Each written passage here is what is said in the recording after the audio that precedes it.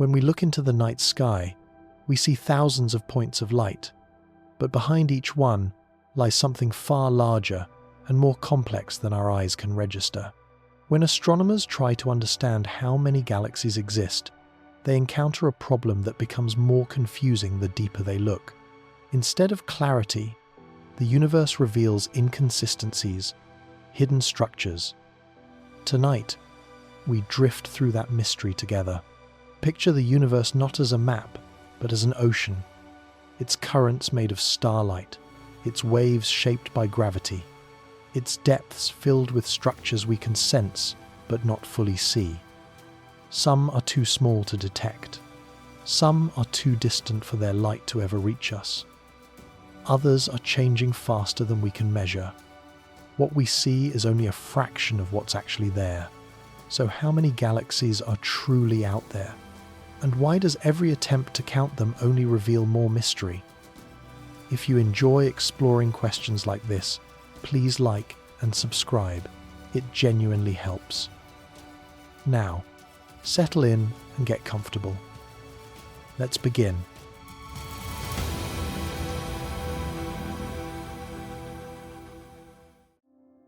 At first glance, counting galaxies seems simple.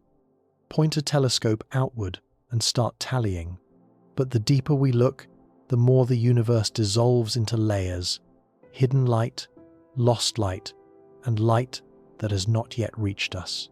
What appears countable from afar quickly becomes a shifting tapestry that refuses to stay still. The idea of a countable universe comes from our everyday experience. We're used to dealing with objects that stay in place, that don't change dramatically over time, and that remain visible as long as we can shine a light on them. Galaxies are nothing like that. They are not isolated items sitting on a cosmic shelf. They are moving, merging, fading, and evolving across spans of time so large that even describing them stretches the limits of language. When astronomers attempt to estimate how many galaxies exist, they're not simply adding up what they see. They're trying to interpret a picture that is incomplete the moment it arrives. Part of the illusion comes from distance. Light from the nearest galaxies takes millions of years to reach us. Light from the farthest takes billions. When we observe a galaxy, we're seeing it as it once was, not as it is now. A galaxy that appears bright and well-defined today may have collided with another galaxy long before its light ever reached Earth. Others may have dimmed or dispersed completely. Some may not yet exist at the time we're observing them, only to form later in the cosmic timeline. The universe becomes a time-layered image, with galaxies scattered across different stages of existence. Trying to count them is like trying to count waves on the ocean when each one is frozen at a different moment. Another challenge lies in brightness. Many galaxies are simply too faint to detect. Their stars are sparse, their light weak, their structure subtle. Even with our most powerful telescopes, these dim systems blend into the background. For every galaxy we see, astronomers believe there may be many more hidden in the darkness, lower in mass, smaller in size, or buried behind curtains of cosmic dust that absorb or scatter their light. Counting only the bright ones is easy. Counting all the faint, nearly invisible ones is an entirely different task. And then there's the problem of perspective. Our vantage point inside the Milky Way is anything but ideal. Vast clouds of interstellar dust block portions of the sky. Gas, radiation, and foreground stars create interference. Even with space-based telescopes that rise above these obstacles, our view is still limited by the size of the observable universe itself. Beyond a certain distance, the expansion of space stretches light so drastically that galaxies vanish from detection. They aren't gone, they're simply unreachable. All of this creates a strange situation. The universe feels filled with galaxies, yet their true number remains hidden behind layers of physics, time, and distance. What looks simple from a distance becomes far more complex up close. The illusion, then, isn't that galaxies are few. It's that the universe is stable enough for us to count them at all. The deeper we look, the more it becomes clear that the cosmos isn't a fixed inventory of objects. It's a constantly changing landscape where any attempt at a final number slips quietly out of reach. As light travels for billions of years, it stretches, reddens, and fades. Some galaxies become so dim that even our most advanced telescopes barely register them. They exist, but as whispers just above the noise. This fading of light is not a flaw in our instruments, but a natural consequence of distance and time. Every photon that reaches us from a distant galaxy has survived a journey across an expanding universe. As space stretches, the wavelengths of those photons stretch with it. Blue light becomes red light becomes infrared, and eventually the light slips into wavelengths that our detectors can no longer sense. The galaxy does not disappear, but it drifts into a region of the spectrum where it becomes practically invisible. Even the galaxies whose light we can still detect do not always tell us the full story. Many arrive stripped of detail, blurred by billions of years of travel. Their features, spiral arms, star clusters, central bulges, soften until they appear as faint smudges. In some cases, their light is so weak that it competes with the natural brightness of the universe itself. The glow of warm dust, the background radiation left over from the Big Bang, and the constant scatter of stray photons inside our telescopes. Astronomers try to pull these faint signals out of the noise by using longer exposure times, stacking images, and applying advanced filtering techniques. But no matter how carefully they work, there is a limit.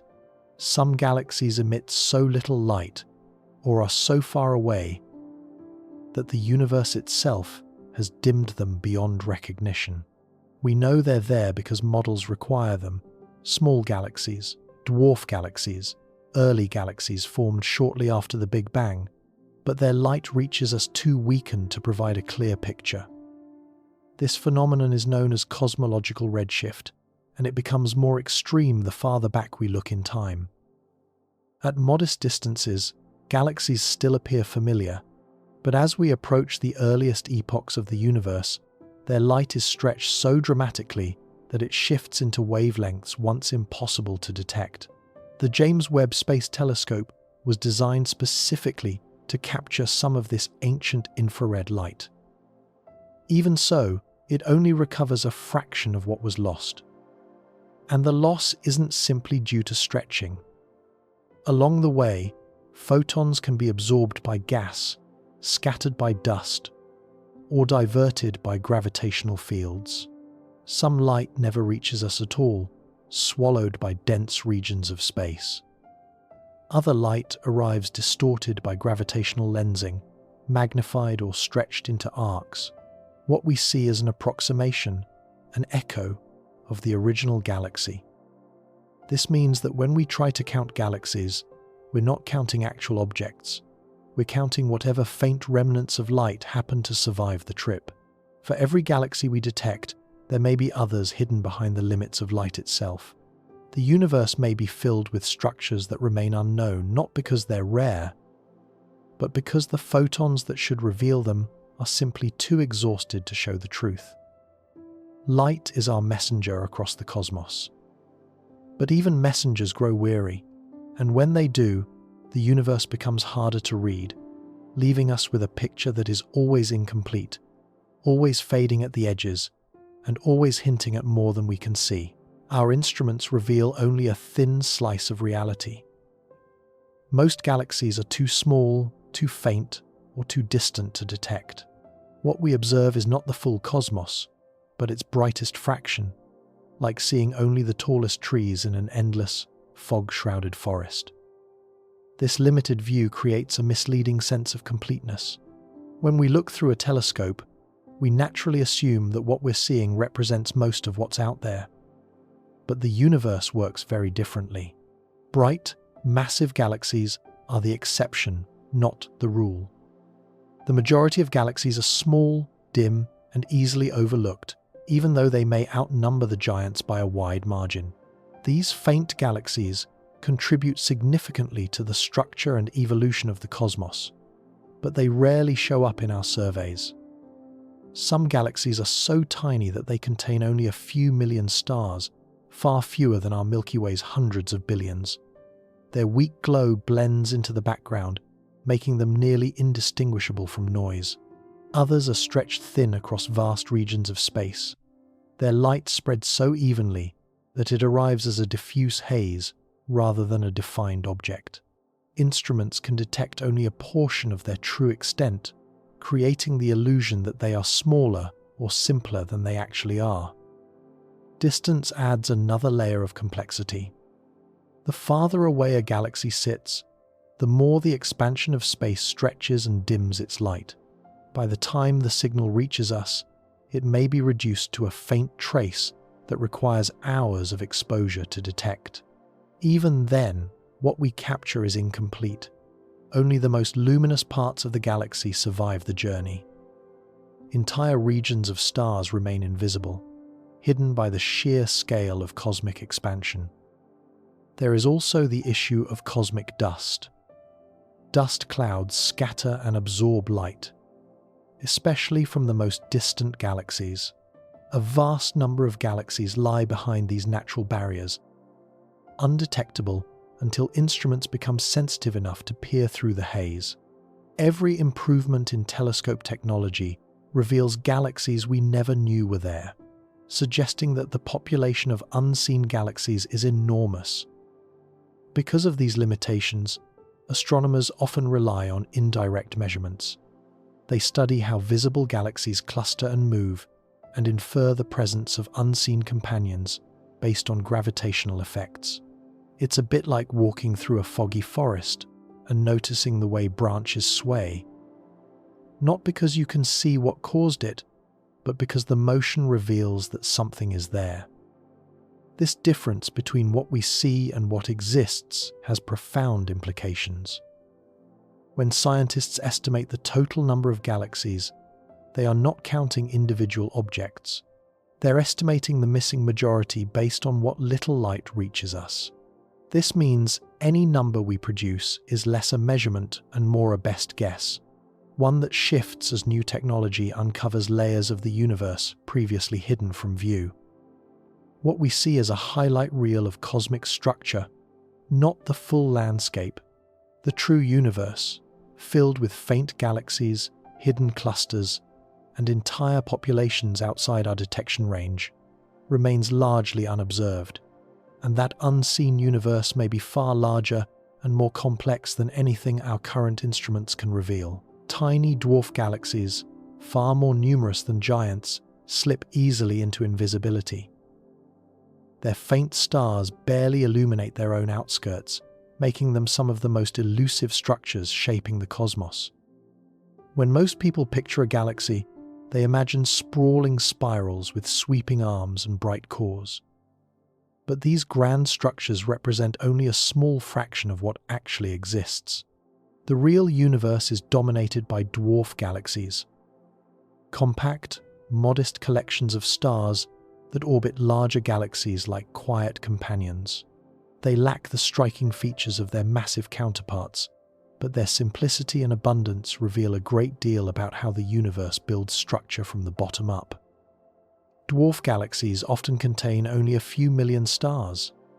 Some are even smaller, with just a few thousand. By comparison, the Milky Way contains hundreds of billions. This enormous difference in scale makes dwarfs incredibly difficult to detect.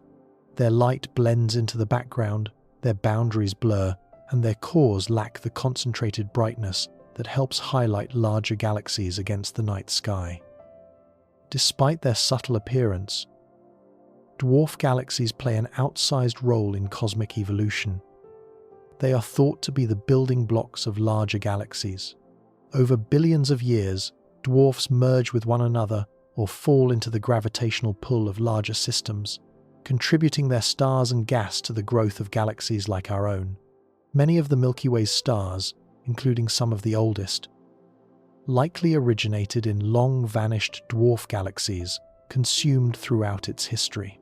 But even today, the Milky Way is surrounded by a swarm of these faint companions.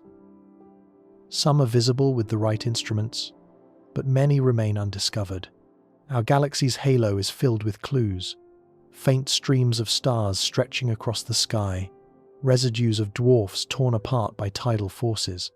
Each stream hints at a small galaxy that once orbited here before being dismantled and absorbed. The problem for astronomers is that dwarf galaxies sit right at the edge of detectability. Some contain so little star-forming material that they glow weakly. Others are dominated by dark matter, with only a sparse scattering of stars to reveal their presence. A few may contain almost no luminous matter at all, existing mainly as gravitational structures with only the faintest hints of starlight, if any. Technological limitations also play a part. Surveys designed to find bright galaxies often overlook the dimmest dwarfs. As instruments become more sensitive, the number of known dwarf galaxies increases dramatically. Every new generation of telescopes reveals additional faint companions around the Milky Way, Andromeda, and other nearby systems. This constant growth in detections suggests that we have only scratched the surface. Simulations reinforce this idea. Models of cosmic evolution predict far more dwarf galaxies than we currently observe. Many should be orbiting large galaxies, hiding in shadows of dust, or lying just below the brightness threshold of our surveys. These missing dwarfs, if they exist, would reshape our understanding of galaxy formation and the role dark matter plays in structuring the universe. The hidden majority of galaxies remains invisible, not because they are rare, but because they are inherently faint. They are the quiet background players of the cosmos, shaping the growth of galaxies, influencing gravitational landscapes, and offering clues to the universe's earliest eras.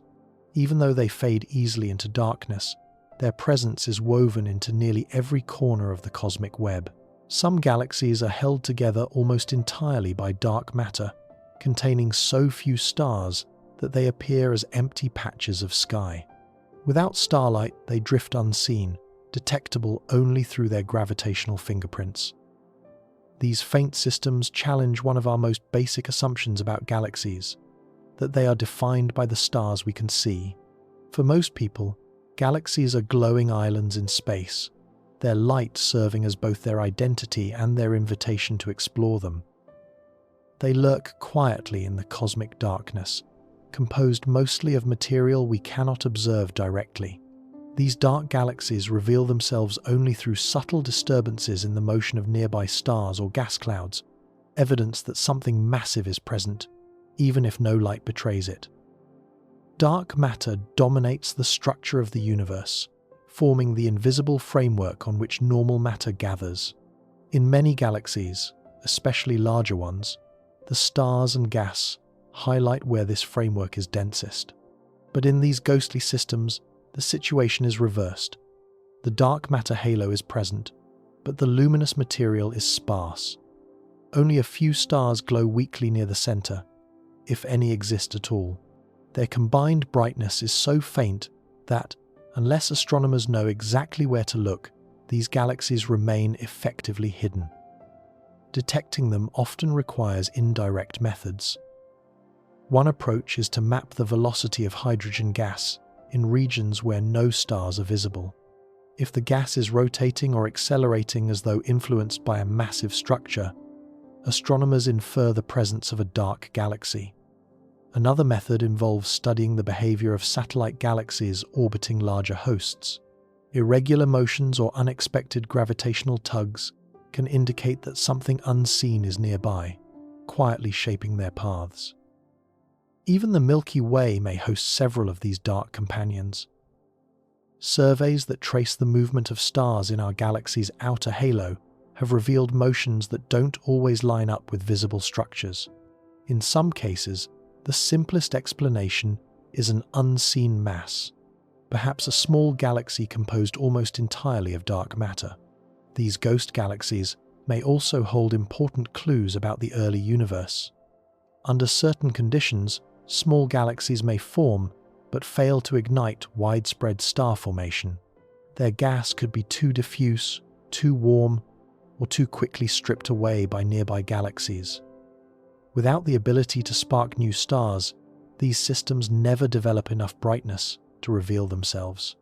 They drift through space like relics, fossils from eras when the universe was young and conditions were not yet stable.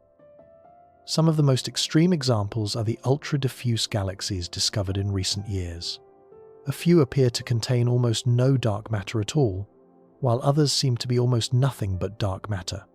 These discoveries challenge existing theories and suggest that galaxy formation may be far more varied than expected. Dark galaxies remind us that the universe isn't built solely from what we can see. Light is only a surface-level clue.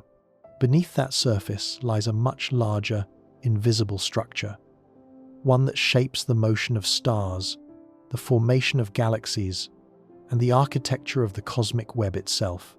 These silent, hidden systems move through space unnoticed, leaving only faint gravitational disturbances behind, like footprints in a dark sea. Every collision merges two galaxies into one, erasing a tally. Yet the tidal forces from these same collisions can trigger bursts of star formation that create entirely new structures. Counting becomes a moving target. At the scale of galaxies, collisions are not rare accidents. They are a routine part of cosmic evolution. Over billions of years, gravity slowly pulls galaxies toward one another, drawing them into long, spiraling dances that culminate in mergers. These events unfold over hundreds of millions of years, but the impact on any attempt to count galaxies is immediate and dramatic. Two distinct systems gradually blend into a single, larger one. The total number goes down, even though the complexity of the result increases. During a merger, gravitational forces stretch the galaxies into elongated shapes, producing towering arcs of stars and gas known as tidal tails. These structures can extend tens of thousands of light years, creating pockets of dense material where new stars ignite. In some cases, these concentrated regions can form entire clusters or small satellite galaxies. So while one tally disappears, several smaller ones may emerge for a time, adding ambiguity to what should be a simple count. Even identifying where one galaxy ends and another begins can become difficult. In the early stages of a collision, galaxies may only be loosely interacting, their outer gas clouds blending while their cores remain separate. Should these be counted as one structure or two? As their shapes distort and their stars intermingle, the boundary becomes even less distinct. Only when their central regions merge can we definitively call them a single galaxy. But by then, the systems have exchanged so much material that much of their original identity has been lost. The Milky Way itself is not exempt from this process. Our galaxy has absorbed many smaller companions over time. Evidence remains in the form of faint stellar streams arcing across the sky, remnants of dwarf galaxies torn apart and assimilated.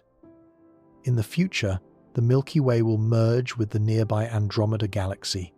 When that happens, the number of large galaxies in our local region will decrease by one, but the resulting structure will be far larger and richer than either galaxy alone. Mergers also influence how galaxies appear when we observe them from great distances. Young galaxies in the early universe were much closer together, making collisions more common. Because of this, telescopes like the James Webb Space Telescope frequently capture galaxies in various stages of merging. What looks like a single bright object may actually be 2 or 3 galaxies in the process of combining. This complicates attempts to classify them and impacts estimates of the total galaxy population at different points in cosmic history. Some collisions result not in creation, but in destruction. A violent merger can tear away gas needed to form new stars, leaving behind a quiescent galaxy where star formation has largely shut down. Others can funnel gas into the central regions, feeding supermassive black holes and triggering energetic outbursts that reshape the galaxy's structure. In all these scenarios, the fundamental issue remains the same. Galaxies are dynamic. They do not stay neatly separated or fixed in number. They grow, combine, fragment, and evolve. And as long as these interactions continue, any attempt to count galaxies will always be subject to the shifting landscape of a universe in constant motion. The universe still contains vast reservoirs of untouched gas that will one day become galaxies. These future structures add uncertainty. How many galaxies will exist is as unknowable as how many exist now. Most of the matter in the universe isn't arranged into stars or galaxies at all. Instead, it drifts in enormous clouds of hydrogen and helium, stretching across millions of light-years. Some of these clouds are diffuse and quiet. Others sit in dense filaments of the cosmic web, slowly gathering mass under the pull of gravity. These regions represent potential galaxies, systems waiting for the right conditions to collapse, ignite, and begin their long evolution. From a counting perspective, this is where the challenge begins. How do you tally galaxies that do not yet exist, but almost certainly will? Galaxy formation is not a quick process. Gas clouds must first cool, condense, and fragment. Gravity must overcome the internal pressure of the gas. In many regions, this process unfolds over billions of years, and even small variations in temperature, density, or environment can dramatically alter the outcome. A cloud might eventually form a dwarf galaxy, a spiral, or perhaps fail to form a galaxy entirely if something disrupts it, like a nearby supernova explosion or an energetic outflow from a passing galaxy. In the early universe, galaxy formation was far more rapid. Gas was dense, collisions were frequent, and gravitational structures grew quickly. But the modern universe has stretched and thinned. Gas must work harder to collapse, and the formation of new galaxies proceeds more slowly. Astronomers routinely spot protogalactic clouds, regions where gas is beginning to clump but has not yet produced stars bright enough to identify as a galaxy. These transitional structures blur the boundary between galaxy and future galaxy, complicating any attempt to categorize them neatly. The uncertainty grows when we consider that many galaxies we see today were once invisible. Before their first stars formed, they emitted almost no light. Only after nuclear fusion began did they reveal themselves. It's likely that many similar clouds exist right now, hidden from even the most sensitive instruments. Their mass is there. Their structure is there. But without light, they remain missing from any count. Future galaxies also depend on the environment around them. In dense regions where galaxies cluster, gas clouds may form galaxies more readily. In isolated regions, the same clouds might remain stable for eons, never collapsing. Some gas may be stripped away by larger galaxies passing nearby, preventing future galaxy formation entirely. Others may be enriched by previous generations of stars, making it easier for new galaxies to ignite. Each possibility shifts the long-term population of galaxies in ways we cannot predict. The expansion of the universe adds another layer of complexity. As space stretches, gas clouds move farther apart. If expansion wins over gravity, some clouds may never collapse at all. In a far future dominated by dark energy, galaxy formation could eventually cease, with many potential galaxies frozen in their unformed state. Because the universe is still creating galaxies, and because many potential galaxies lie hidden in the darkness, our current counts represent only a snapshot. The number of galaxies is not fixed. It is a moving target, shaped by processes still unfolding, by structures still forming, and by cosmic conditions that will continue to evolve long after our era has passed. In many ways, the galaxies of tomorrow are as important as the galaxies we see now. They remind us that the universe is still building, still changing, and still far from finished. Even with billion-dollar telescopes, we hover at the threshold of what is visible. Faint galaxies sit just beyond our technological reach, waiting for instruments sensitive enough to detect their soft, ancient light. Every advance in astronomical technology reveals a new layer of the universe, yet each layer reminds us of how much remains unseen. The faintest galaxies are often so dim that their combined starlight equals only a fraction of a single bright star in the Milky Way. Their glow is spread across such a wide area that it blends almost seamlessly into the background. These galaxies exist, but at a level where their presence competes with the natural noise of the universe. Stray photons, detector imperfections. Detecting these near-invisible structures requires extreme sensitivity. Telescopes must gather light for hours, or even days, stacking exposures to amplify the signal. But this method has limits. At some point, the noise overwhelms the faintest photons, and galaxies slip beneath the detection threshold. They become part of the universe's hidden inventory, a population we know must be vast, but one we can only infer through indirect evidence. Many of these faint galaxies are relics from the early universe. Small, primitive systems formed shortly after the Big Bang. They contain only a modest number of stars and almost no heavy elements. Their starlight is weak, redshifted, and dispersed by billions of years of cosmic expansion. When their light finally reaches us, it arrives stretched thin, barely distinguishable from the background. Instruments like the Hubble Space Telescope could see only the brightest of these ancient systems. The James Webb Space Telescope extends this reach further into the infrared, revealing galaxies that would have remained hidden only a decade ago. Yet even Webb is still limited by physics. Beyond a certain distance and faintness, galaxies fade into silence. The problem isn't only distance. Some galaxies are faint simply because they formed inefficiently. Their star formation may have stalled early, leaving them with only a sparse sprinkling of stars.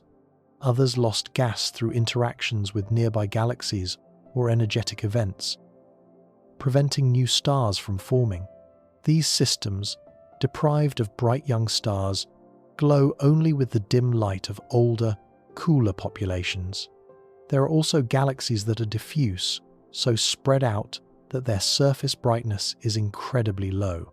Ultra-diffuse galaxies, for example, can be as large as the Milky Way, but contain only a tiny fraction of its stars. Their starlight is dispersed across such a wide area that even relatively bright galaxies appear ghost-like, their edges fading into the noise long before instruments can capture their full extent. Astronomers suspect that for every faint galaxy we detect, many more remain hidden. Clues come from simulations of cosmic evolution, which require large numbers of small, dim galaxies to explain how the universe grew into its current structure. Observations of gravitational lensing also hint at unseen galaxies. Light from distant objects bends in ways that suggest mass where no visible galaxies exist. The faintest galaxies are reminders of our technological limits.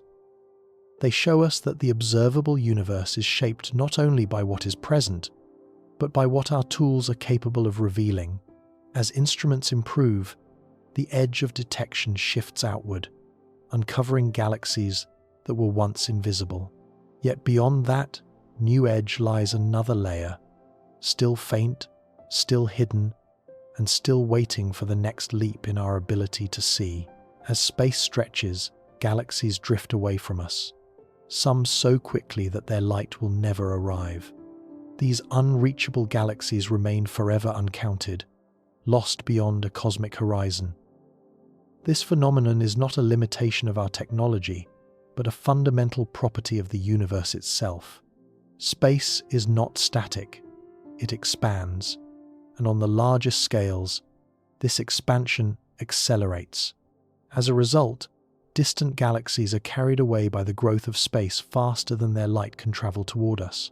Even if we waited for trillions of years, some galaxies would remain permanently out of reach, their photons forever unable to bridge the widening gap. The idea of a cosmic horizon, an invisible boundary beyond which we will never gather information, changes how we think about counting galaxies. The observable universe is only a portion of the full universe, limited not by distance alone but by the speed of light and the rate of expansion. Anything beyond this boundary exists, but not for us. It lies outside the region where light has had enough time to reach Earth since the Big Bang.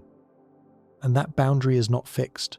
Over time, the accelerating expansion pushes more galaxies across it, effectively removing them from our accessible view.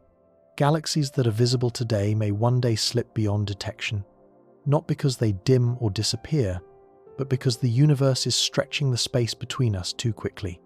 In the unimaginable far future, only the local group of galaxies, those gravitationally bound to us, will remain visible. Everything else will fade into radio silence. This dynamic creates a moving target for astronomers. The number of galaxies we can observe is not only incomplete but also temporary. As cosmic expansion continues, the observable population changes. New galaxies do not appear, but existing ones drift out of view. Redshift provides the key evidence for this behavior. The farther away a galaxy is, the more its light is stretched toward the red end of the spectrum. At extreme distances, this stretching becomes so severe that the galaxy's light shifts entirely into wavelengths our instruments struggle to detect. Eventually, the light shifts beyond any detection method we could realistically build. The galaxy hasn't vanished, it has been carried away by expanding space. Astronomers have identified galaxies approaching this limit. Some sit on the edge of visibility, their light arriving as faint infrared signals stretched across billions of years. These galaxies are already receding faster than the light they emit. We can still detect the photons that left them long ago, but newer photons will never reach us. In a sense, we are watching their final messages. The expansion also complicates estimates of galaxy density. When researchers look farther into space, they look back in time. The number of galaxies then may differ from the number now, and many galaxies that exist today are beyond our observational horizon. We cannot count what we cannot see, and we cannot see what expansion denies us access to. The universe, therefore, is not just vast, it is actively slipping away. No matter how advanced our telescopes become, the expansion of space ensures that a portion of the cosmos will always remain unseen, reminding us that our knowledge grows more slowly than the universe itself. Galaxies grow, shed mass, devour neighbors, or collapse into quiescence. Over cosmic time, their changing shapes, sizes, and brightness levels blur the boundary between what is and what was. This constant evolution makes galaxies some of the most dynamic structures in the universe. A galaxy that appears bright and active today may millions of years from now fade into a quiet system where little new light is produced. Another may ignite in a burst of star formation after absorbing a fresh stream of gas. Still another may be torn apart entirely by a larger neighbor. Because galaxies are always transitioning from one state to another, the idea of counting them as fixed, stable entities becomes more complicated than it seems. When galaxies form, they begin as clumps of dark matter drawing in gas. Over time, stars ignite. The galaxy becomes brighter. Its shape may settle into a disk or an irregular blob depending on its environment. But this early stage is only one chapter of a much longer story. As stars burn out, galaxies gradually lose their brightest components. If they cannot form new stars, they dim. Many galaxies enter long, quiet periods in which star formation slows to almost nothing. They remain intact, but their reduced brightness can make them harder to detect from great distances. Interactions with other galaxies accelerate this cycle. A passing galaxy can pull material away, altering structure and draining fuel needed for star formation. A direct merger can dramatically reshape a galaxy, creating a new form with new properties. Two spiral galaxies might collide and produce a single elliptical galaxy, a structure with a completely different appearance, star distribution, and evolutionary path. Does this count as one galaxy becoming another, or two galaxies becoming one? In terms of numbers, both interpretations carry implications. Even small interactions can have large consequences. A mere brush with a nearby galaxy can disturb gas clouds, triggering a wave of starbirth that makes the galaxy temporarily brighter. For a short period, it becomes easier to detect. Later, as the new stars age and fade, the galaxy dims again. This temporary brightness makes snapshots of the universe misleading. A galaxy might be counted at one point in time, then fall below detection thresholds later, even though it still exists. Supermassive black holes also influence galaxy evolution. When gas falls toward the central black hole, it can create powerful jets that push material away from the galaxy's core. This process can shut down star formation entirely, transforming an active galaxy into a quiescent one. Conversely, a dormant black hole may suddenly awaken if new gas becomes available, altering the galaxy's energy output and appearance. Because of these processes, the number of galaxies is not simply changing, it is changing in ways that affect how visible they are to us. Some galaxies brighten and enter surveys, others fade and slip out of view, some merge, reducing the count. Some fragment into smaller systems, increasing it. The universe does not keep a steady inventory. Instead, galaxies behave more like evolving organisms than static objects. At any given moment, we see only the briefest snapshot of their life cycles. And because those life cycles span billions of years, most of the universe's galactic transformations occur silently and slowly, making it nearly impossible to define a stable moment at which a full, accurate count could ever be made. Some galaxies are torn apart entirely, leaving behind faint streams of stars that barely resemble their origins. These remnants challenge the very definition of what counts as a galaxy. Galactic destruction is not an unusual event. Throughout the universe, interactions between galaxies, whether gentle passes or full mergers, produce gravitational forces strong enough to stretch, twist, or dismantle entire systems. When a small galaxy ventures too close to a larger one, tidal forces can pull it apart piece by piece. Over time, the smaller galaxy loses structure, cohesion, and identity, dispersing its stars along long, arcing trails that wrap around the larger host. These stellar streams are the signatures of galactic cannibalism.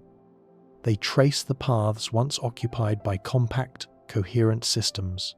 Now they drift as ghostly ribbons, each one a reminder that galaxies are not permanent. Given enough time, even a stable dwarf can be stripped of its gas, unbound from its dark matter halo, and reduced to scattered stars moving in a shared orbit.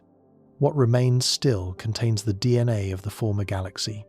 Similar metallicity, shared motion, but lacks nearly everything we associate with a galaxy's appearance. These remnants raise important questions for astronomers. Should a shredded system still count as a galaxy?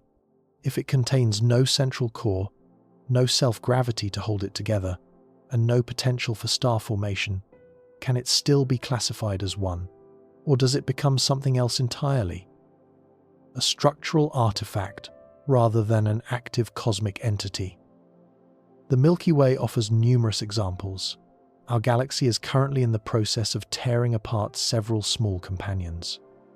The Sagittarius dwarf galaxy is one of the most well-known casualties. Its stars have been drawn out into multiple long streams that pass above and below the Milky Way's disk. Another remnant, the Orphan Stream, winds across the sky with no clear parent, its original galaxy long since dissolved. These shredded structures are visible only because they lie relatively close to us. If they were farther away, their stars would blend into the background, effectively erasing their existence from any count. Beyond our galaxy, similar disruptions are common. Deep field images reveal arcs, wisps, and faint loops around massive galaxies, signs that they have feasted on smaller neighbors. In some cases, these remnants eventually settle into the larger galaxy, enriching it with new stars and star-forming material. In others, they remain as faint, persistent trails orbiting for billions of years. Because they no longer function as independent systems, astronomers struggle to categorize them. They are neither full galaxies nor mere empty space. Even more complex is the fact that some shredded remnants can seed new structures. Condensations along stellar streams can collapse under gravity, forming small clusters or even tiny dwarf galaxies. In this way, destruction leads indirectly to creation. A single galactic merger may reduce the number of independent galaxies while simultaneously producing smaller fragments that complicate any attempt at simple arithmetic. These shredded remains highlight the fluidity of galactic identity. A galaxy is not a fixed object, but a temporary arrangement of stars, gas, and dark matter.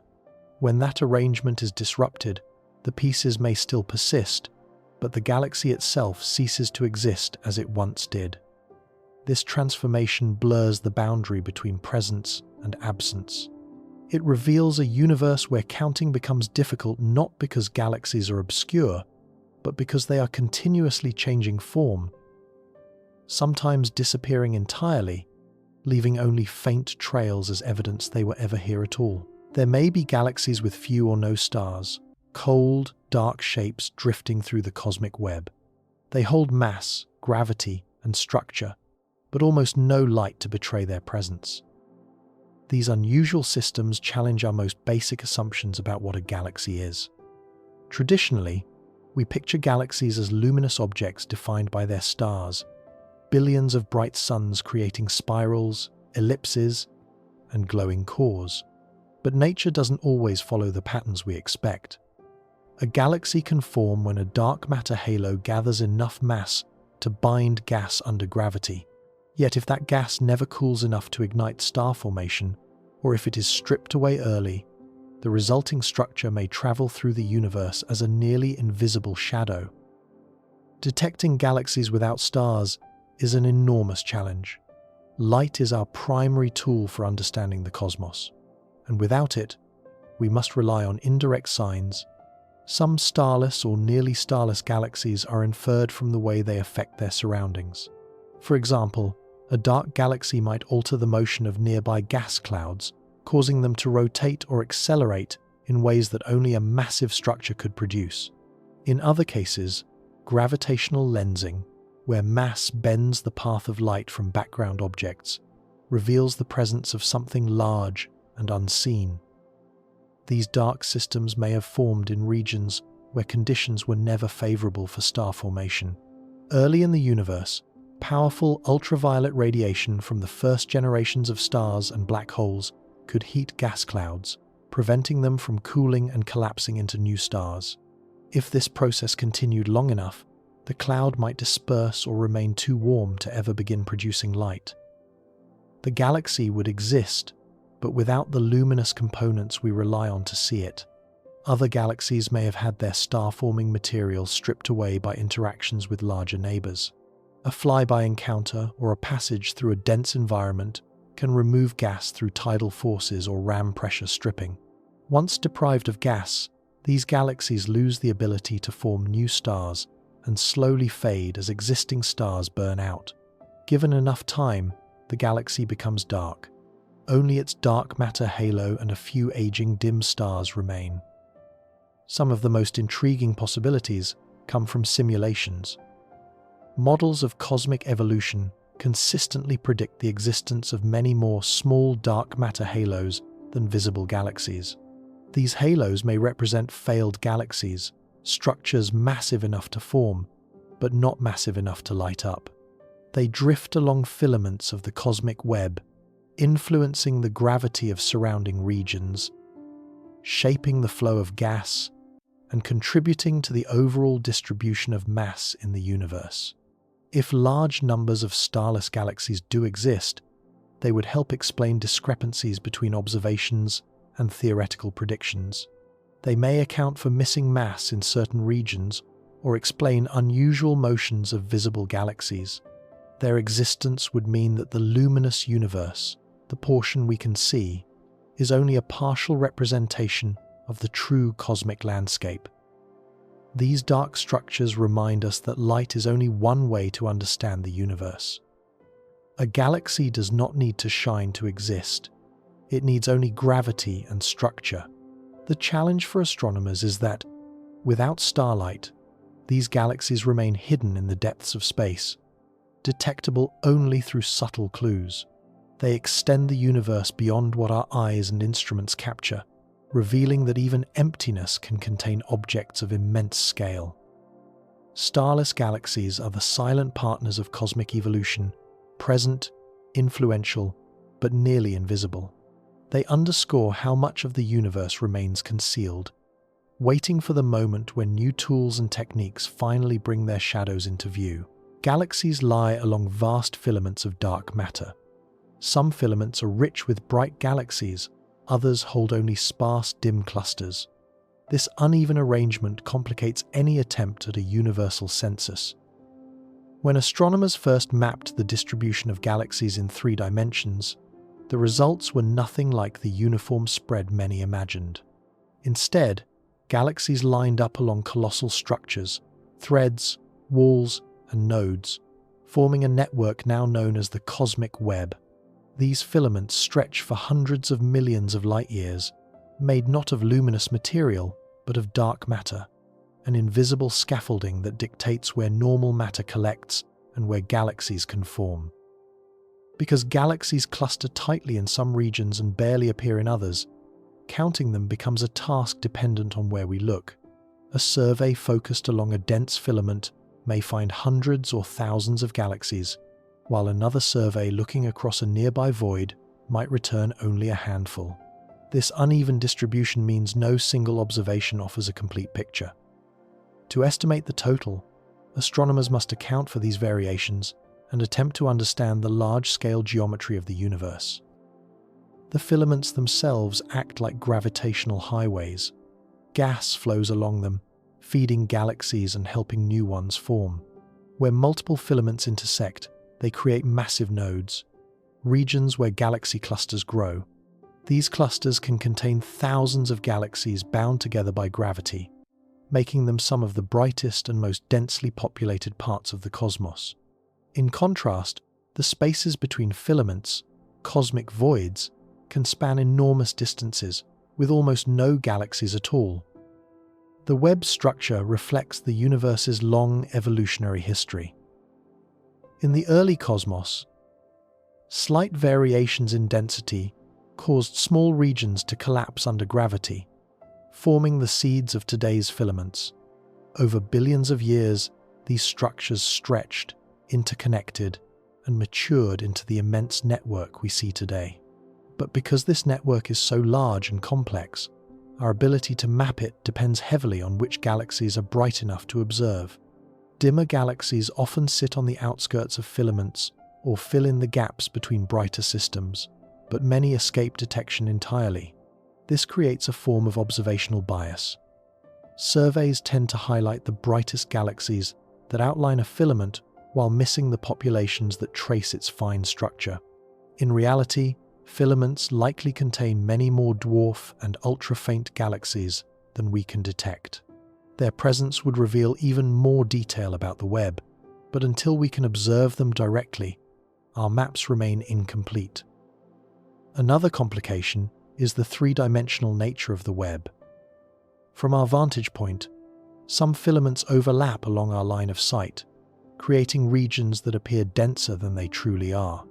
Others run perpendicular to our view, making them look thinner or more sparsely populated.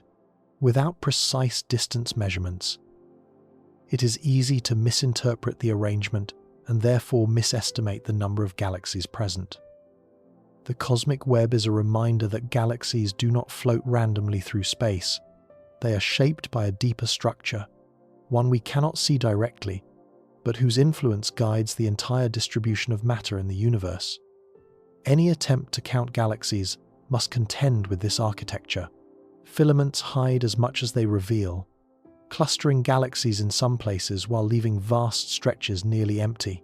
Until we can map every thread and every faint system along them, our understanding of the total galactic population will always be incomplete. The universe's largest structure, then, is also one of its most complicating factors, a tangled web that determines where galaxies form, how they evolve, and how difficult they are to count. Looking back in time, we expect to see small, primitive galaxies.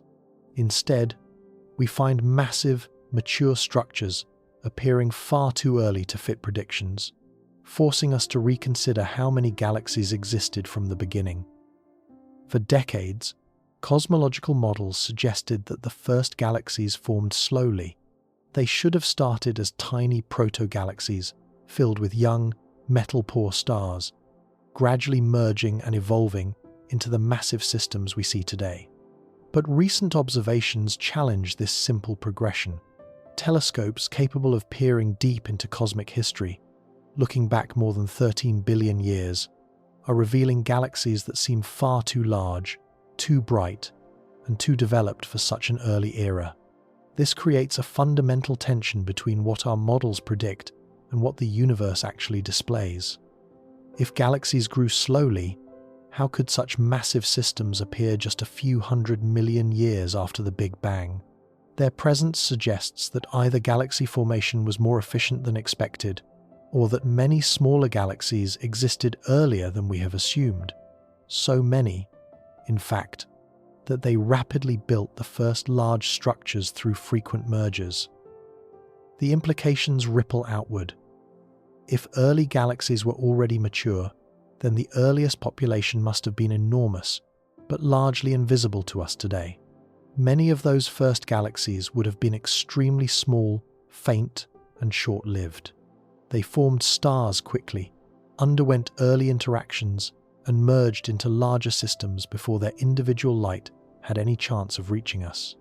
Their existence is implied by the structures we now observe, but the galaxies themselves are gone, absorbed into the systems they helped create. This presents an enormous challenge for counting galaxies. The deeper we look into the universe, the further back in time we travel. But instead of a gradual build-up of complexity, we encounter a universe that appears to have jumped ahead in its development. The early universe is crowded with bright galaxies that shouldn't exist yet. The fact that they do suggests that numerous smaller galaxies must have come before them, filling the early cosmos with an abundance of material we can no longer detect directly. Another layer of complexity comes from the conditions of the early universe. Dense clouds of gas and intense radiation fields made it difficult for early light to escape. Many of the first galaxies may have been shrouded in thick hydrogen fog, hiding their formation from our view. Only after the era of reionization, when ultraviolet radiation began clearing the cosmic haze, did starlight travel freely across the universe. By that time, many first-generation galaxies had already merged into larger ones. Even our best instruments struggle with these early epochs. Infrared and long-wavelength detectors can glimpse the faint, red-shifted light from ancient galaxies, but the earliest systems are still at the edge of detectability. Many remain below current sensitivity limits, implying that our census of early galaxies is only a small sample of the true population. The mismatch between observation and theory leads to a simple but profound conclusion. The early universe was far more active, crowded, and dynamic than models once assumed. Galaxy formation was not a slow, orderly process. It was rapid and chaotic, driven by countless small galaxies that formed, merged, and disappeared before we ever had a chance to observe them individually. As we uncover more of these early anomalies, our understanding of how many galaxies existed then and now continues to shift. The universe is not just surprising us, it is rewriting its own story. Bright foreground galaxies wash out the faint light of those behind them. Entire populations hide underneath brighter neighbors like stars lost behind city lights. This challenge arises from a simple truth. The universe is layered along our line of sight. When we observe deep space, we are not looking at a flat surface but through a stacked arrangement of objects stretching across billions of light years. a bright galaxy in the foreground can easily overwhelm the faint light of any background galaxy lying directly behind it. Even with modern instruments, separating their combined signals becomes extremely difficult. The universe does not organize itself for our convenience. It aligns objects in ways that obscure, overlap, and blend them together. Foreground galaxies produce several forms of interference. Their starlight creates halos, diffuse glows extending far beyond the galaxy's visible edges. These halos can drown the much weaker signals from distant galaxies. Dust within the foreground galaxy can also absorb or scatter background light, further dimming whatever lies behind it. In crowded regions of the cosmic web, where galaxies cluster tightly, this stacking effect becomes even more pronounced. Astronomers face a similar challenge when studying star fields within the Milky Way. Distant stars often hide behind closer ones, and without precise distance measurements, distinguishing between them is almost impossible. The same principle applies to galaxies, but on far larger scales. A galaxy that appears isolated in an image may actually be concealing multiple fainter systems behind it, systems that could significantly influence estimates of galaxy density and distribution. Advanced techniques attempt to separate these overlapping signals.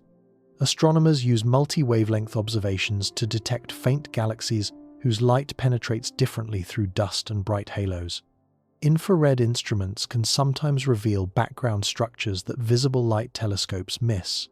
In other cases, sophisticated algorithms subtract the contribution of a foreground galaxy, peeling away layers of brightness to see what remains. But these techniques are imperfect, and many faint galaxies still slip through undetected.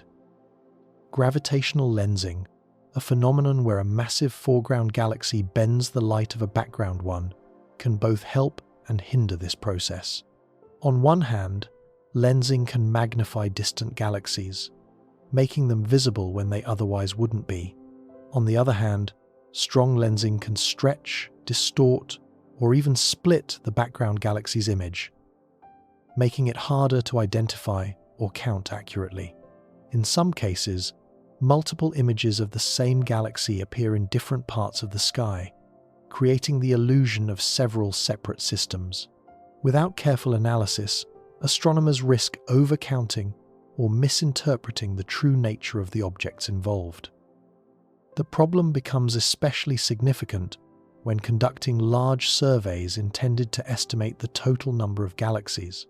Bright galaxies act like cosmic street lamps, washing out the faint, underlying details of the universe.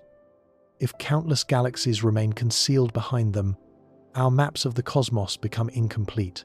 Even the deepest observations, those designed to capture the faintest possible structures, must contend with this foreground interference. As we push our instruments to greater sensitivity, we uncover some of these hidden galaxies, but likely only a fraction. Many remain entirely masked by the bright systems in front of them. This means that the true number of galaxies is not just limited by distance or faintness, but also by the simple chance alignments of objects along our line of sight. Galaxies hiding behind galaxies remind us that the universe is layered, messy, and visually deceptive. What we see is only the surface. Beneath it lies a deeper, more crowded cosmos, one that becomes clearer only as our ability to peel away the foreground improves. Interstellar dust scatters, absorbs, and reddens light from distant galaxies, masking entire regions of the sky. Behind these dusty veils may lie millions of unseen systems. Dust may seem insignificant compared to stars and galaxies, but on cosmic scales, it plays an outsized role in determining what we can and cannot observe. These dust grains, tiny fragments of carbon, silicon, and metals, float between stars, forming vast clouds that stretch across thousands of light years. While individually small, their collective effect is powerful. Even a thin layer of dust can dim starlight, alter its color, or block it entirely. For astronomers trying to count galaxies, this becomes a major obstacle. Dust hides not just details, but entire populations. The Milky Way itself is filled with dense, dusty regions. When we look outward from inside our galaxy, our view is filtered through these clouds. Some parts of the sky are rich with nearby stars, but opaque to anything farther away. Distant galaxies behind them may be fully obscured, leaving substantial gaps in our surveys. The zone of avoidance, a band of sky along the Milky Way's plane, is so dust-heavy that optical telescopes struggle to see through it at all. We know galaxies exist behind this region because other wavelengths occasionally reveal them, but optical surveys simply cannot pierce the shroud. Dust does more than block light. It changes it. As light passes through dusty regions, shorter wavelengths, blue light, scatter more easily, while longer wavelengths, red and infrared light, pass through with less obstruction. This scattering makes galaxies appear redder than they truly are, a process known as reddening. Without careful correction, astronomers might underestimate a galaxy's brightness or misjudge its distance. Small errors accumulate quickly when multiply applied across millions of galaxies, making dust a significant source of uncertainty in any attempt at a cosmic count. Multi-wavelength astronomy helps mitigate these challenges. Infrared telescopes like the James Webb Space Telescope can peer through dust clouds that block visible light, revealing galaxies that were previously hidden. Radio telescopes, too, can detect signals from hydrogen gas unaffected by dust. These tools have uncovered entire clusters behind the Milky Way, evidence that the universe behind our galaxy's dusty curtain is far richer than optical images suggest. Still, dust remains a problem even for advanced instruments. Some galaxies lie behind multiple layers of dust, each absorbing a portion of their light. Others are so faint that even a small amount of dust renders them invisible. And because dust distribution is uneven, thick in some regions, thin in others, it creates a patchwork of visibility across the sky. Any sensors of galaxies must correct for these blind spots, often relying on models and statistical estimates rather than direct observations. Dust also evolves over time. Supernovae produce it, stellar winds distribute it, and energetic radiation can destroy it. Regions formerly clear may become murky, areas once dusty may thin out. The shifting nature of dust means that our observational limitations are not constant, they vary across cosmic time and space. Ultimately, interstellar dust reminds us that the universe is not a transparent laboratory. It is filled with obstacles that shape what we perceive. Behind every dusty cloud may lie galaxies we've never seen, galaxies that quietly influence the gravitational landscape, contribute to the cosmic web, and deepen our uncertainty about how many systems truly populate the cosmos. Dust hides the universe, but it also hints at its abundance. Every obscured region is a reminder that the sky we observe is incomplete, and that the galaxies we can't see may far outnumber the ones we can.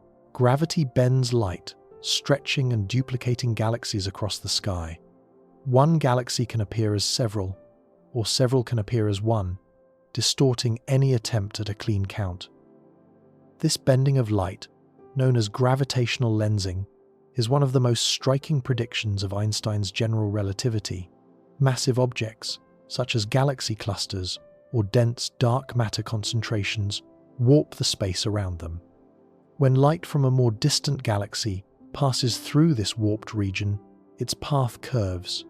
To us, the background galaxy appears stretched, distorted, magnified, or even multiplied.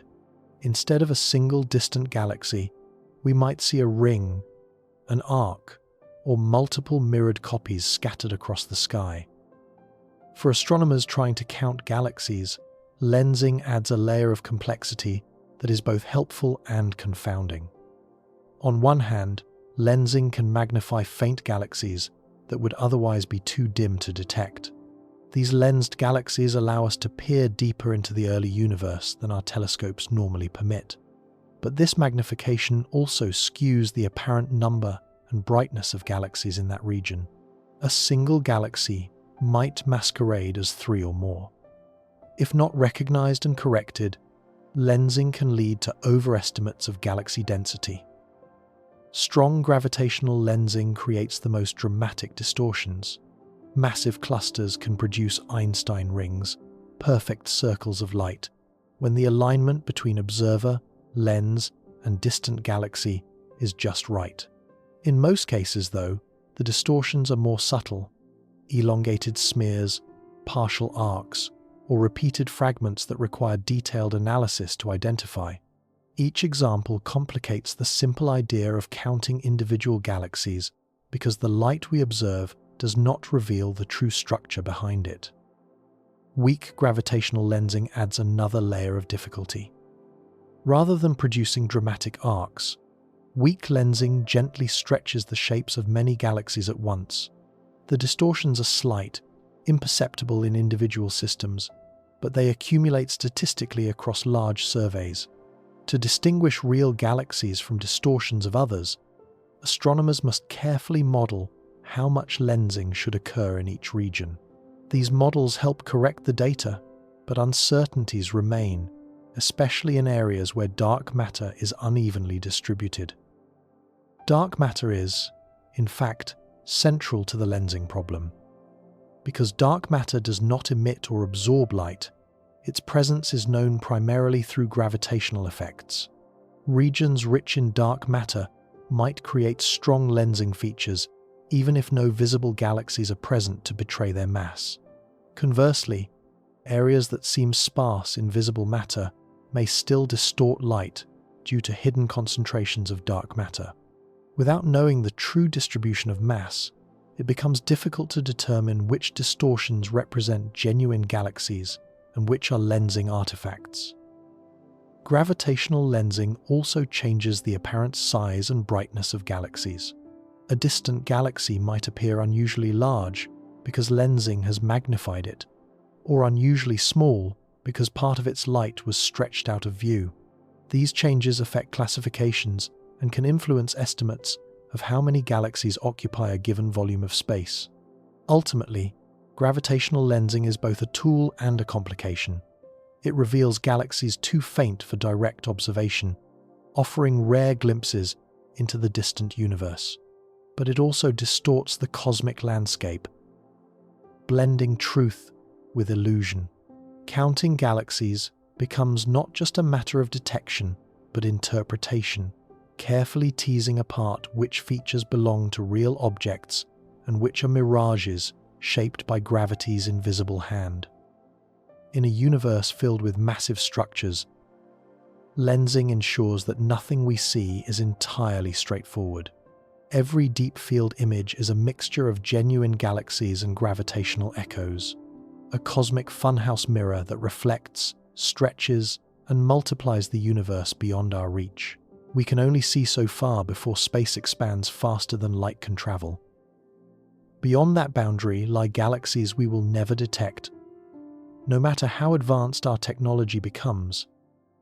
This limit is known as the observable horizon, and it represents one of the most fundamental constraints on our understanding of the cosmos.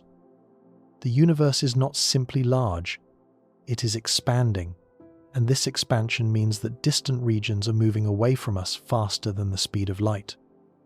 Although nothing can move through space faster than light, space itself can stretch at any rate. As a result, light emitted now from extremely distant galaxies will never reach Earth. Those galaxies exist, but they are permanently cut off from view. Even the light we do receive from the most distant observable galaxies shows them as they were billions of years ago. In many cases, these galaxies have evolved dramatically since the photons we detect first left them. Some may have merged, others may have faded, still others may have grown into entirely new structures. What we see is only a snapshot from the distant past, not a representation of their current state. This creates a key challenge. The portion of the universe we can observe is not fixed. Over time, more galaxies slip beyond our horizon as the expansion accelerates. While the observable universe grows in terms of the distance from which old light can eventually reach us, the number of galaxies whose current light is destined to arrive shrinks. It is a strange paradox. Our view widens in one sense, yet narrows in another. The cosmic horizon is not a crisp boundary, but a mathematical threshold defined by the interplay between the speed of light and the rate of cosmic expansion. At roughly 46 billion light-years in every direction lies the farthest distance from which light has had time to reach us since the Big Bang. Anything beyond that distance is invisible to us forever. Even if we built telescopes the size of planets or detectors capable of sensing single photons, the physics of expansion ensures that the light from those galaxies will never arrive. This means that the true universe extends far beyond what we can map. Some estimates suggest that the full universe might be hundreds of times larger than the observable portion, possibly infinite. If so, the number of galaxies outside our horizon dwarfs the number inside it. We cannot count them, measure them, or even confirm many of their properties. They exist in a realm permanently inaccessible to observation. Even within the horizon, some galaxies are right on the edge of detectability. Their light has been stretched into long infrared wavelengths due to cosmic expansion. Instruments like the James Webb Space Telescope allow us to detect some of these faint signals, but we are still limited by noise, resolution, and sensitivity. Beyond a certain point, even the earliest photons are too weak and too distorted to reveal their sources. This boundary shapes every cosmological estimate. When we say the universe contains a certain number of galaxies, we are speaking only of the galaxies whose light has reached us.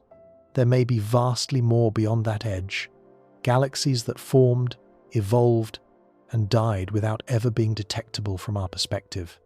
The horizon of the observable universe is a reminder that our cosmic view is incomplete, not because of technological shortcomings, but because of the fundamental nature of space-time. No matter how far we peer into the darkness, there will always be more beyond our reach, a universe larger than light can ever reveal. The farther we look, the younger the universe becomes. Some galaxies have not yet formed in these distant eras. Others will form long after their light could ever reach us. This time layering is one of the strangest consequences of living in an expanding universe. Light does not travel instantly. It takes billions of years to cross the cosmos. When we observe a distant galaxy, we are not seeing it as it exists today. We are seeing it as it was when the light left it. Look far enough, and we begin to observe a universe that is fundamentally different. One without the mature galaxies, clusters, and structures we see closer to home. This means our deepest surveys reveal not the universe's full inventory, but only those galaxies that existed early enough to send us their light. Any galaxy that formed later, perhaps 1 billion, 5 billion, or even 10 billion years after the Big Bang, may lie too far away for its current light to arrive. The result is a one-sided view of cosmic history, where early structures are disproportionately represented and entire epochs of galaxy formation remain inaccessible to observation. Time also conceals galaxies that exist right now but formed too recently for us to detect. As the universe expands and accelerates, some regions move away from us faster than the speed of light, not violating physics, but stretching space-time itself. Any galaxy that forms in these receding regions will never be visible from Earth. Their light, no matter how bright, will not close the widening distance. They remain forever outside our observable timeline. This creates a paradoxical situation. The universe is filled with galaxies we will never observe, not because they are faint or hidden, but because they belong to parts of cosmic history that cannot reach us. We see the universe's early chapters. We see the middle chapters near us. But the future chapters, unfolding in distant regions, will never enter our line of sight. They are galaxies that exist, will exist, or are currently forming. Even within the observable universe, time complicates any attempt to count galaxies. A galaxy seen at a distance of 10 billion light-years might still be in its early stages, appearing small and faint. Today, that same galaxy could be a massive spiral or elliptical, but we have no way of knowing. Its present-day light won't reach Earth for billions more years. Similarly, galaxies we see nearby once looked very different. Their past forms, now long gone, still populate our deep-field images. This disconnect means that when astronomers attempt to estimate the number of galaxies, they must account for time as a distorting factor. A galaxy that appears small in the early universe may have merged with another long before its modern form becomes visible to us. Conversely, many galaxies that exist now in distant regions had not yet formed in the early universe, leaving gaps in our observations. Time hides galaxies at both ends, those too young to be seen, and those too far for their current light to ever arrive. It ensures that every glance into the cosmos is incomplete, a partial snapshot of an evolving universe that never reveals all its contents at once. In this way, time becomes the universe's greatest concealer. It fractures the cosmos into eras we can see and eras we cannot, leaving countless galaxies forever missing from our view, even though they occupy real, tangible places in the unfolding story of the cosmos. These enormous, faint galaxies spread their few stars across vast distances, producing barely perceptible glows. Their size suggests they should be bright. Their reality says otherwise. Ultra-diffuse galaxies, or UDGs, present one of the strangest contrasts in modern astronomy. They can be as large as the Milky Way in diameter, yet contain only a tiny fraction of its stars. Instead of dense star fields and glowing spiral arms, they appear as faint smudges, barely brighter than the surrounding sky. In deep surveys, astronomers sometimes miss them entirely. Only after repeated observations and careful image processing do these ghostly structures reveal themselves. The puzzle begins with their scale. How can a galaxy stretch across hundreds of thousands of light-years but fail to produce enough light to stand out? One possibility is that UDGs lost their gas early in their evolution, preventing them from forming new stars. Without fresh star formation, galaxies grow dim over time as older stars burn out. Another possibility is that they formed in environments that inhibited star formation from the very beginning, leaving them permanently star-poor despite their large size. Some UDGs exist in galaxy clusters teeming with activity. In these crowded regions, interactions with other galaxies, or with the hot, ionized gas in the cluster, can strip a galaxy of its star-forming material. This process, known as RAM pressure stripping, can leave behind a large but faint shell of stars. Their enormous size may then reflect a history of gravitational stretching, where tides from nearby galaxies pull them outward until their stars are dispersed over a wide area. But not all UDGs live in dense environments. Some float alone in relatively empty regions of space. These isolated UDGs challenge simple explanations involving stripping or interactions. Their existence suggests that ultra-diffuse galaxies may form through multiple channels, some involving external influences, others the result of internal processes. Simulations indicate that a galaxy with a particularly diffuse dark matter halo may naturally spread out its stars, producing a UDG even without dramatic environmental effects. Dark matter plays a central role in this mystery. UDGs appear to require massive amounts of dark matter to remain stable. With so few stars, their internal gravity would be too weak to hold them together without an additional invisible mass. In some cases, UDGs exhibit signs of being unusually dark matter rich, while in a few rare cases, observations suggest the opposite. UDGs with surprisingly little dark matter. These extremes hint at a wide diversity of evolutionary paths, none of which fully fit within existing models. Their faintness also poses significant observational challenges.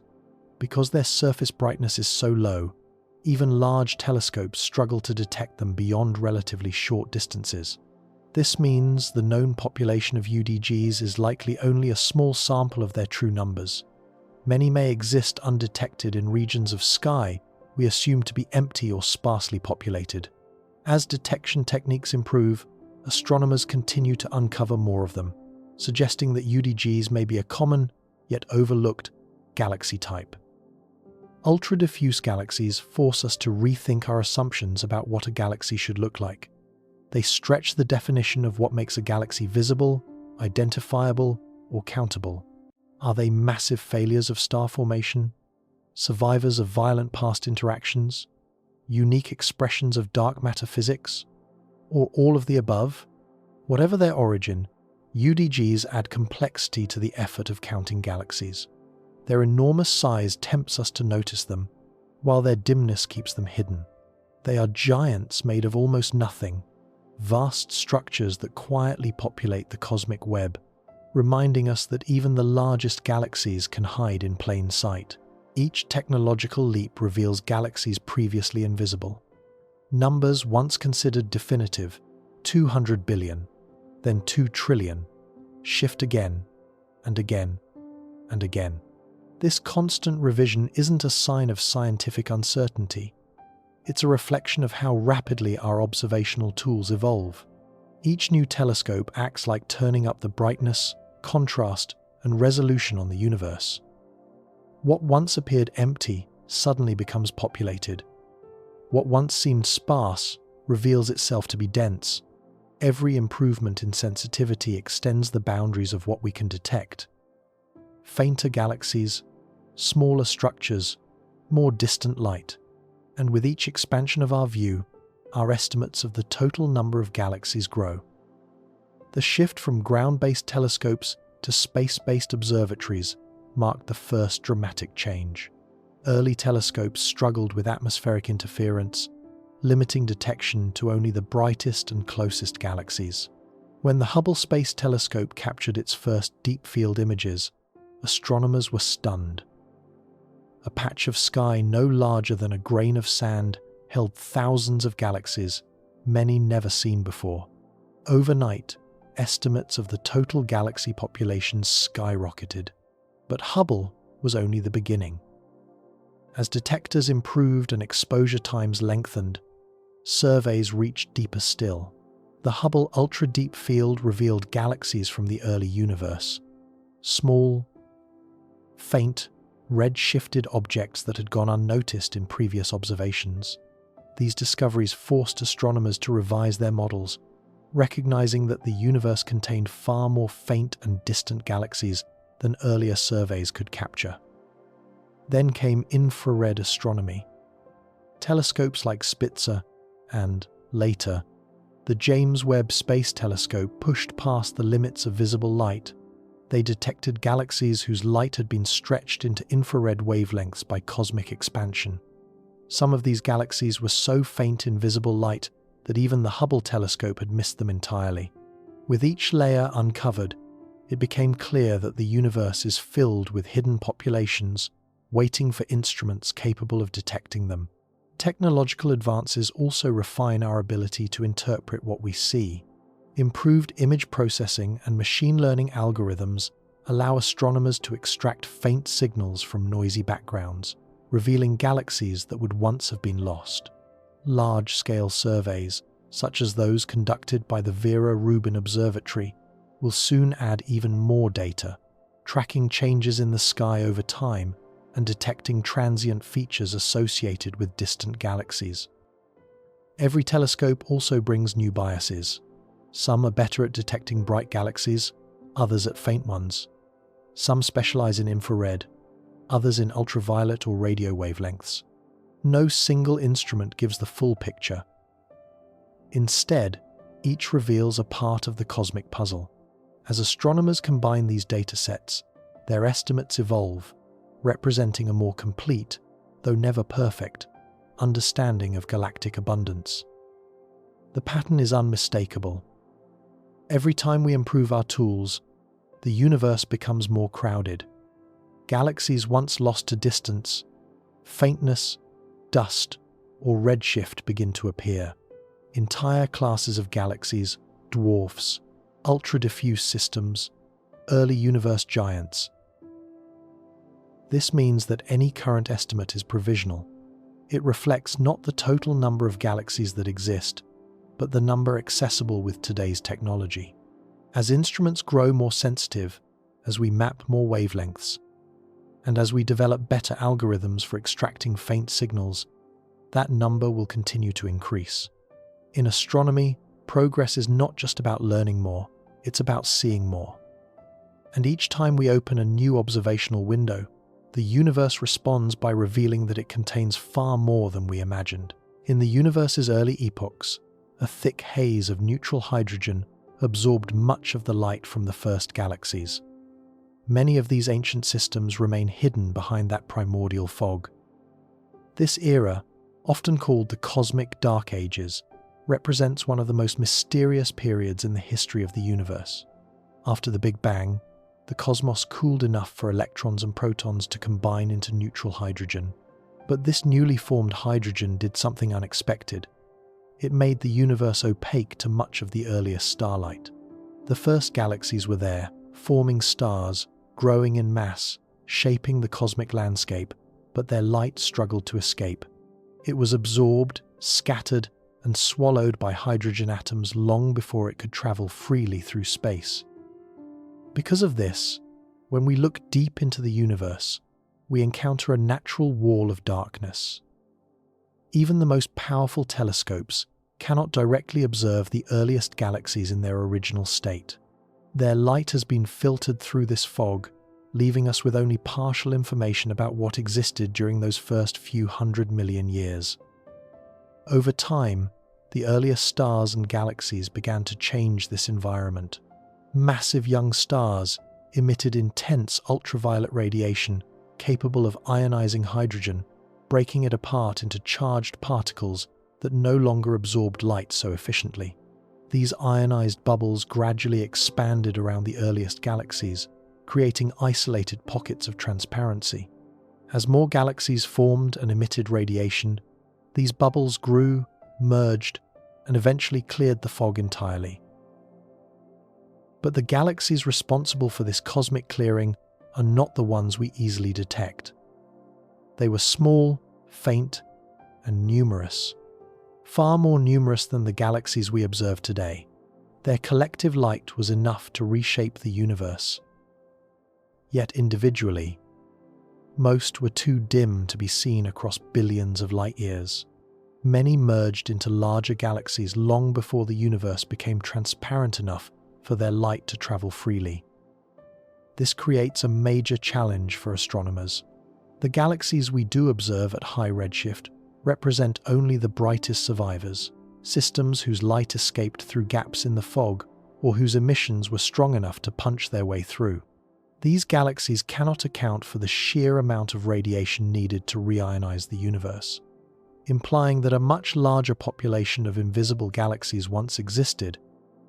Modern infrared telescopes, like the James Webb Space Telescope, can peer closer to this era than ever before. By detecting heavily redshifted light, Webb reveals galaxies from just a few 100 million years after the Big Bang. Yet even with this cutting-edge technology, we remain limited. The earliest galaxies are still filtered through the effects of the fog. Their brightness diminished, their spectra altered, their true structures hidden. Simulations provide additional clues. Models show that early galaxies likely formed in tremendous numbers, tiny systems igniting quickly as gas cooled and collapsed. These galaxies may have produced the majority of the radiation that cleared the fog, but because they were small and short-lived, they disappeared into larger galaxies before their individual signals could reach us. The cosmic fog of reionization is both a barrier and a clue.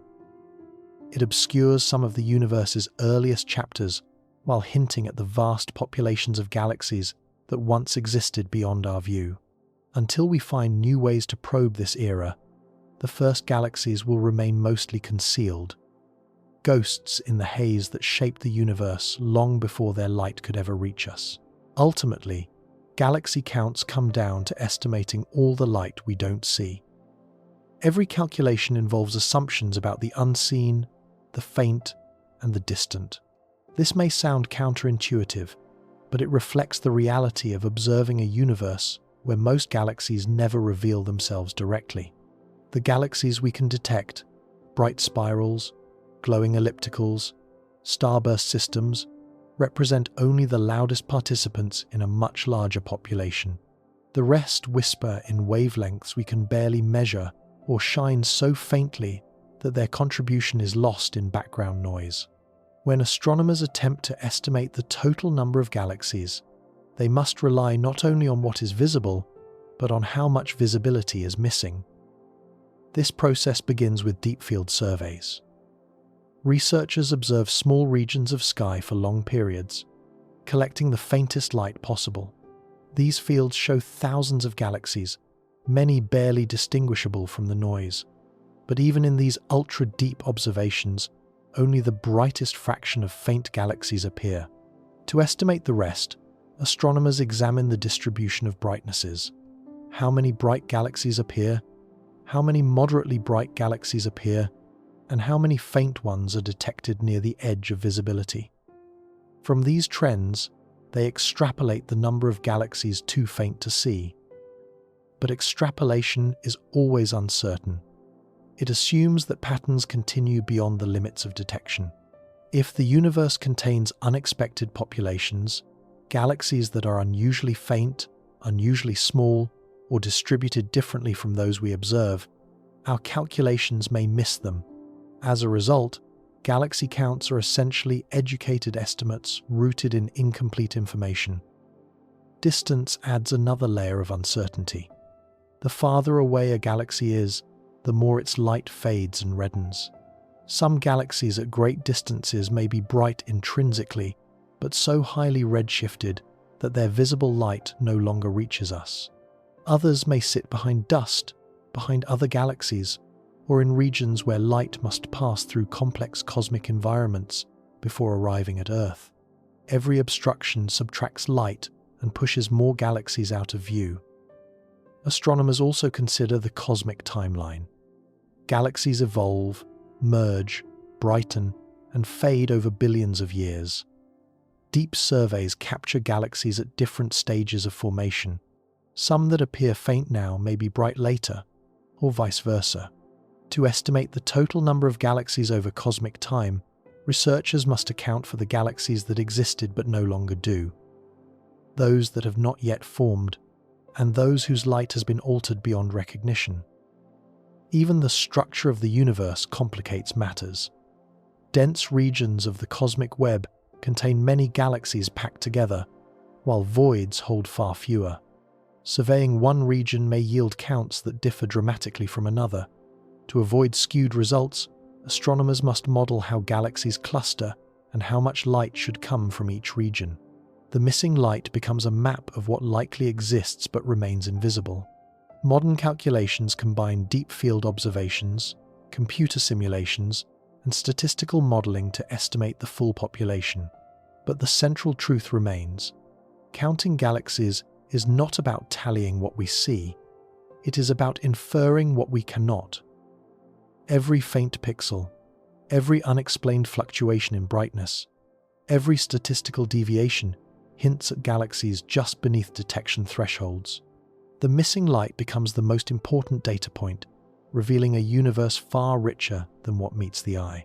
In this way, galaxy counts are less a measurement and more a reconstruction, a careful attempt to rebuild the cosmos using fragments of light that survived the journey and estimations of all the light that didn't. Even invisible galaxies affect the motion of those around them.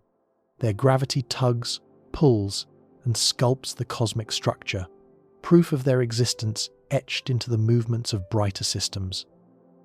Gravity leaves fingerprints everywhere.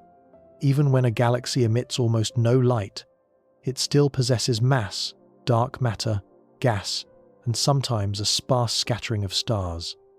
Mass bends space. Mass influences motion.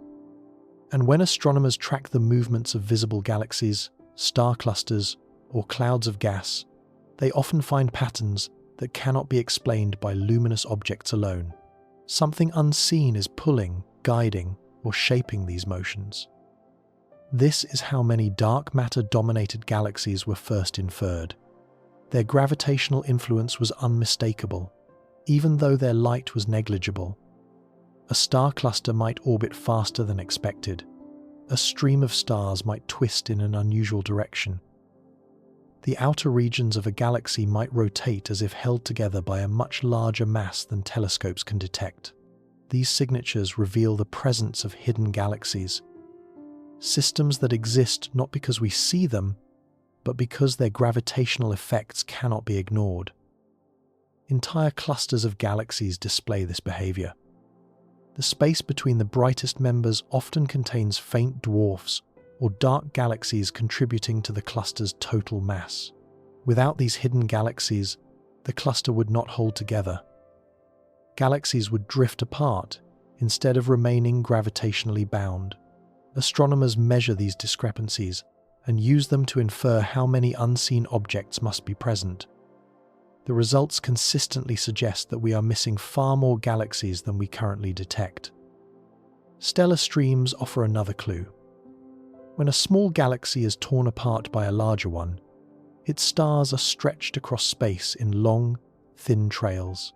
These streams follow the gravitational contours of both galaxies and reveal the presence of additional unseen masses. Sometimes, their paths bend sharply or ripple in ways that indicate a dark galaxy nearby. An object with enough gravity to alter the stream's trajectory, but too faint to see directly. These invisible galaxies also shape the larger cosmic web. Filaments of dark matter, the backbone of the universe, anchor both bright and faint galaxies along their length. Some galaxies visible today owe their positions to the gravitational pull of dark companions that once guided gas toward them. Others may have been slowed, redirected, or captured by unseen galaxies drifting through space. Even the rate at which some galaxies grow depends on the distribution of nearby masses, including those we cannot detect. Simulations help illuminate this hidden landscape. When researchers model the evolution of the universe, they include vast numbers of small, faint, or dark galaxies that gravitationally interact with their brighter neighbors.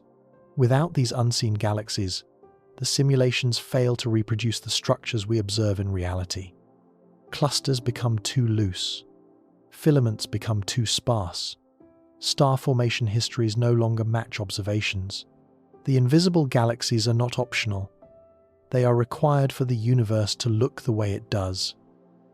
Their influence extends to galaxy rotation curves, lensing signatures, and the distribution of matter in clusters.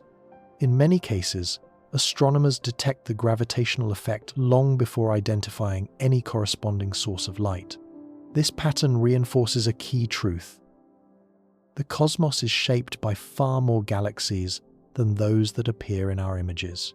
The visible universe is only the illuminated portion of a much larger, gravitationally interconnected whole.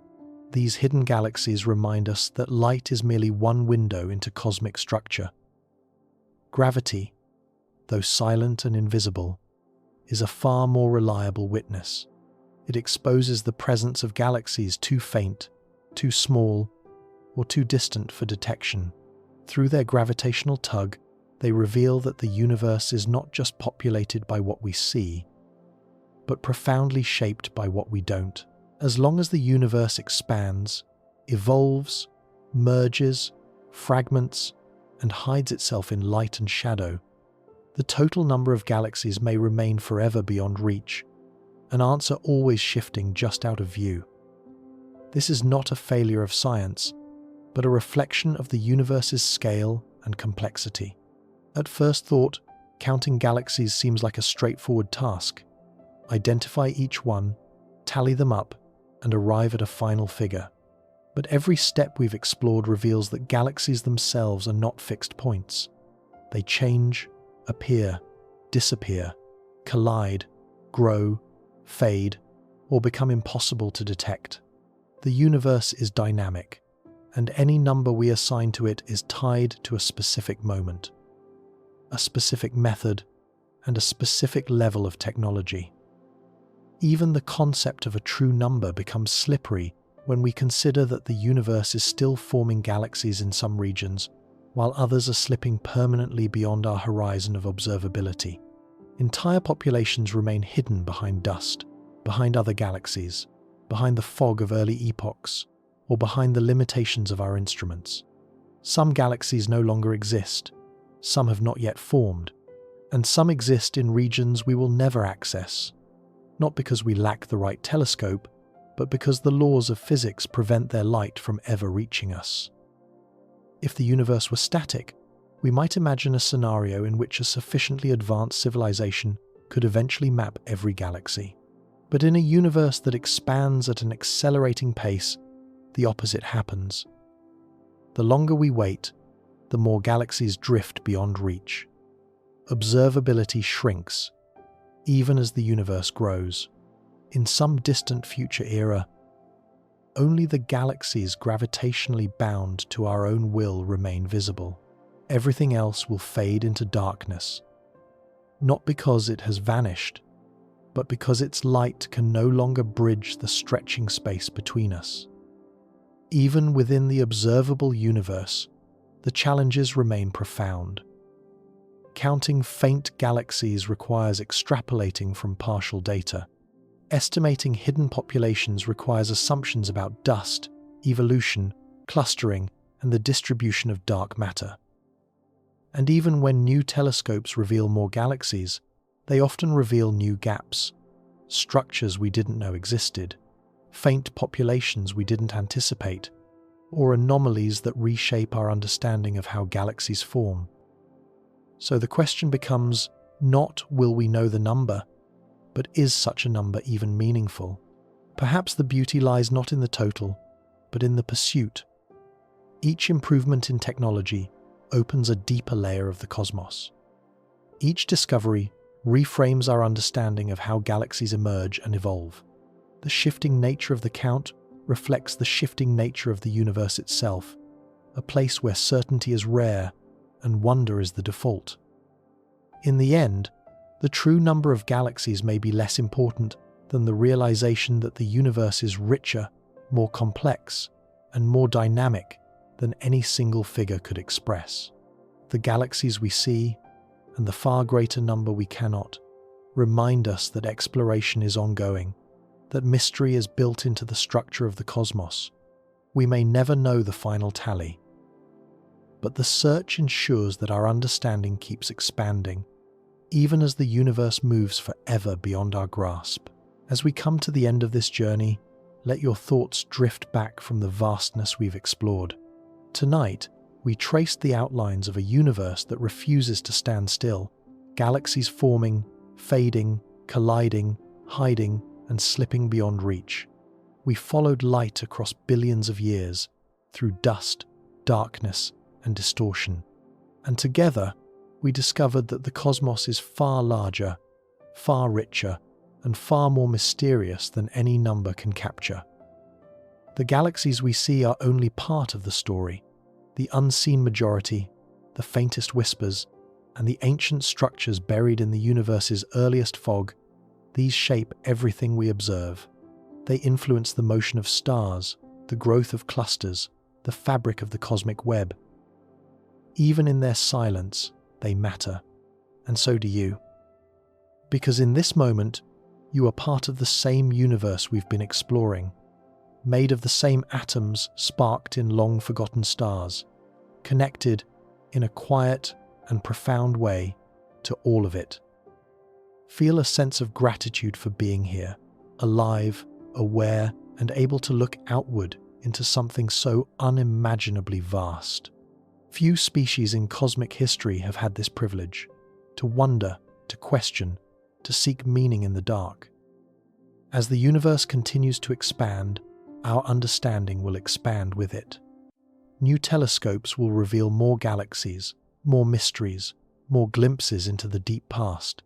But for now, you can rest in the knowledge that the cosmos is still unfolding, still full of secrets, still inviting us to explore. Thank you for being part of this journey tonight. For now, breathe deeply, let your mind settle, and drift gently into sleep. Good night.